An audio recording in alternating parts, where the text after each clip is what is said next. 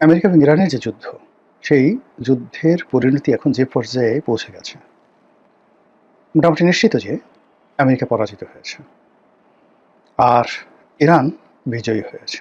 যেভাবে বিরতি হবে, যুদ্ধ যেভাবে নিষ্পত্তি হবে, এটার উপর নির্ভর করবে বিশ্ব শান্তি, বিশ্ব পরিস্থিতি। যুদ্ধের নিষ্পত্তির উপর নির্ভর করবে মধ্যপ্রাচ্যে ইসরায়েল থাকবে কি থাকবে না, আর যুদ্ধের যে সকল শর্ত, সেই শর্তের উপর আগামীতে এই বিশ্বে আমেরিকার মাতব্বরি এই বিষয়গুলো নিয়ে আলোচনা করব। তার আগে এই যুদ্ধ নিয়ে আমরা একটু কথা বলে নিই। আমেরিকার যে সকল বেজ রয়েছে, ঘাঁটি রয়েছে, সেগুলো থাকবে কি থাকবে না। যুদ্ধ শুরু হওয়ার পর থেকে সারা দুনিয়ার যারা সাধারণ মানুষ, বেশিরভাগ মানুষ নৈতিকভাবে আমেরিকার পক্ষে ছিল না, নৈতিকভাবে ইরানের পক্ষে ছিল। এমনকি আমেরিকার যারা সাধারণ জনগণ এবং ইউরোপের সাধারণ জনগণ, যারা সাধারণত যুদ্ধের সময় নিজ নিজ দেশের পক্ষে থাকে এবং কোনো মুসলমান রাষ্ট্রের উপরে আক্রমণ হলে তার আগে যেভাবে পশ্চিমা গণমাধ্যমগুলোতে সেই মুসলিম রাষ্ট্রের বিরুদ্ধে প্রচার করা হয়, যেমন কর্নেল গাদ্দাফি, সাদ্দাম হোসেন, তাদেরকে ঠিক মানুষ না, অনেকটা দানব হিসেবে পশ্চিমা মিডিয়া দীর্ঘদিন ধরে তাদেরকে প্রচার করেছে।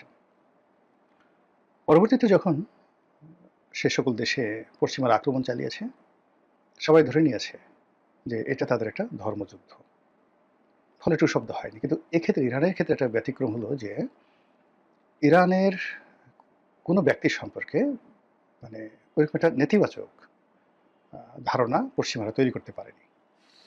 তাদের বিরুদ্ধে শুধুমাত্র অভিযোগ যে তাদের হাতে পরমাণু যুদ্ধ করার বা পরমাণু বোমা তৈরি করার, পরমাণু যুদ্ধ করার সক্ষমতা আছে, পরমাণু বোমা তৈরি করার সক্ষমতা তারা অর্জন করতে যাচ্ছে, এবং তারা যে এই মুহূর্তে পরমাণু কর্মসূচি চালিয়ে যাচ্ছে, শান্তিপূর্ণ কথা বললেও এই পরমাণু যে কর্মকাণ্ড মূলত আমেরিকা এবং ইসরায়েলকে শেষ করে দেওয়ার জন্য, এটা ছিল তাদের ন্যারেটিভ। ইরান বারবার চেষ্টা করেছে বোঝানোর জন্য, কিন্তু পশ্চিমারা সেটা বোঝেনি। দ্বিতীয় যে কারণটি ছিল সেটা হলো মধ্যপ্রাচ্যে আমেরিকার শক্তিকে চ্যালেঞ্জ জানানোর জন্য ইরান অনেকগুলো প্রক্সি শক্তি তারা তৈরি করে ফেলেছিল। এই প্রক্সি শক্তিগুলো আমেরিকার বিরুদ্ধে ওখানে তারা গেরিলা যুদ্ধ করত, এবং আমেরিকার যে সকল পুতুল সরকার ছিল তাদের জন্য এই প্রক্সি সংগঠনগুলো কাজ করত। ইরান তার সেনাবাহিনীর সবচেয়ে চৌকস যে দলটি, সেই দলটি তারা তৈরি করেছিল মূলত এই প্রক্সিদেরকে ট্রেনিং দেওয়া, অস্ত্র দেওয়া এবং অর্থ দেওয়ার জন্য। আপনারা জানেন যে ইরান অত্যন্ত শক্তিশালী একটি তেল উৎপাদনকারী দেশ। তাদের এই যে তেল বিক্রির যে টাকা, এর একটা বিরাট অংশ তারা সামরিক খাতে ব্যয় করেছে। যেখানে মধ্যপ্রাচ্যের সব দেশই বিত্তবিলাস, রাজপ্রাসাদ তৈরি করার জন্য ব্যয় করেছে, ইরান কিন্তু সেখানে হিজবুল্লাহর পেছনে, হামাসের পেছনে, ফিলিস্তিনিদের পেছনে, তারপর হুতিদের পেছনে অনেক অনেক টাকা খরচ করেছে। এবং এটা যে ইরানের একটা স্মার্ট ডিসিশন ছিল, এটা এই যুদ্ধের সময় প্রমাণিত হয়েছে। যা হোক, ইরান তাদের সক্ষমতা যাচাই করার জন্য তাদের প্রক্সি যোদ্ধাদের দিয়ে নানাভাবে বিভিন্ন সময় তারা আক্রমণ চালিয়েছে এবং আমেরিকাকে ব্যতিব্যস্ত রেখেছে।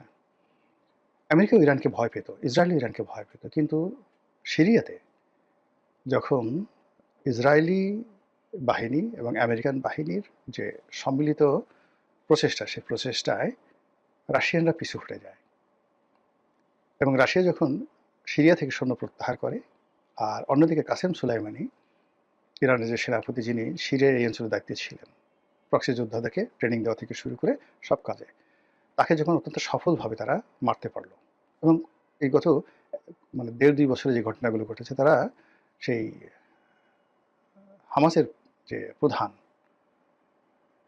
ইসমাইল হানিয়া, তাকে নিহত করে ফেললো ইরানে, একদম তেহরানে বসে। তিনি আয়াতুল্লাহ আলী খামেনির সঙ্গে দেখা করতে গিয়েছিলেন। এরপরে ইরানের প্রেসিডেন্টকে তারা মেরে ফেললো হেলিকপ্টার উঠিয়ে। কাসেম সুলাইমানি সহ আরও অন্ততপক্ষে ৪-৫ জন সিনিয়র জেনারেলকে তারা মারলো। আর যখন সেই সিরিয়াতে তারা সরকার পরিবর্তন করে ফেললো, বাশার আল আসাদের সরকার, বাশার আল আসাদকে রাশিয়া সরিয়ে নিল এবং রাশিয়া তার মানে সৈন্য সামন্ত গুটিয়ে নিল। এর ফলে কি হলো, আমেরিকার যে দাপট আর ইসরায়েলের যে দাপট, এটি ১০০০ গুণ বেড়ে গেল। তাদের অহংকার এমন একটা পর্যায়ে পৌঁছে গেল যে তারা এখন ইরানের টুটি চেপে ধরতে পারবে। ইরান সেখানে নিজেকে গুছালো, সে বুঝতে পারলো যে এরকম একটা ঘটনা ঘটতে যাচ্ছে। অন্যদিকে রাশিয়াকে বিভিন্নভাবে তার অর্থনৈতিক অবস্থাকে টুটি চেপে ধরেছে ইউরোপের মাধ্যমে, তারপরে ইউক্রেন যুদ্ধের মাধ্যমে তার যে প্রেশার, অর্থনীতির উপর প্রেশার, সামরিক বাহিনীর উপর প্রেশার, এটা মিস্টার পুতিনকে একেবারে চ্যাপা করে ফেলেছে। এর বাইরে যেটা হলো সিরিয়াতে রাশিয়ার পতন।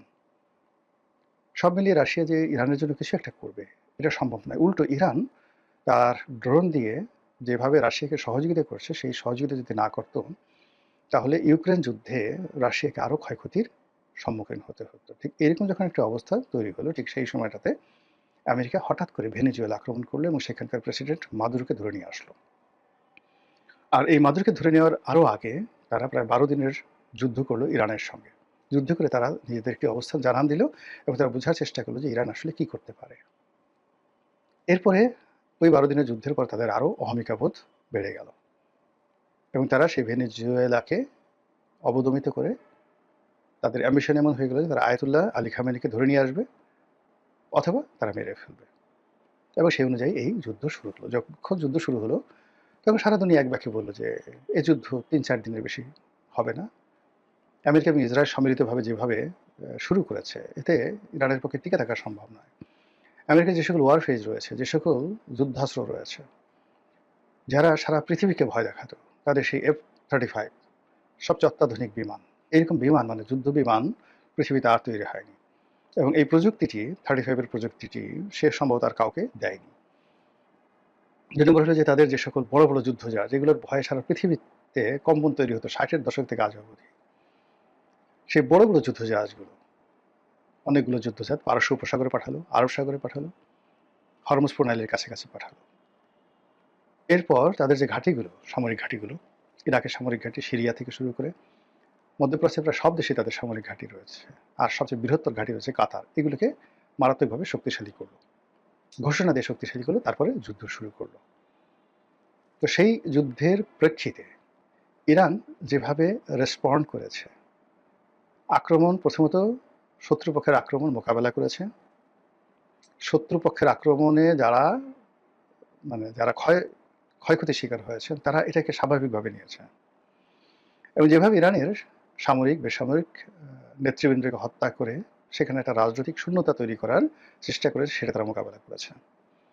ইরানে দ্রব্যমূল্য বৃদ্ধি নিয়ে বেশ কিছুদিন ধরে, এই যুদ্ধের আগে প্রায় 2-3 মাস ধরে ভীষণ রকম সেখানে আনরেস্ট চলছিল, বিক্ষোভ চলছিল, লক্ষ লক্ষ মানুষ রাস্তায় নেমে আসছিল, আমেরিকা মদত দিচ্ছিল। কিন্তু ইরানের এই অভ্যন্তরীণ যে সমস্যা, আমেরিকা আশা করেছিল যে এই যুদ্ধের ফলে সাধারণ জনগণ রাস্তায় নেমে আসবে, রেজিমের বিরুদ্ধে দাঁড়াবে। কিন্তু পরিস্থিতি উল্টো হলো। সেই জনগণের যারা বিদ্রোহ করেছিল তারা এখন বলল যে না, আমরা ইরান চাই, আমরা আমেরিকা চাই না।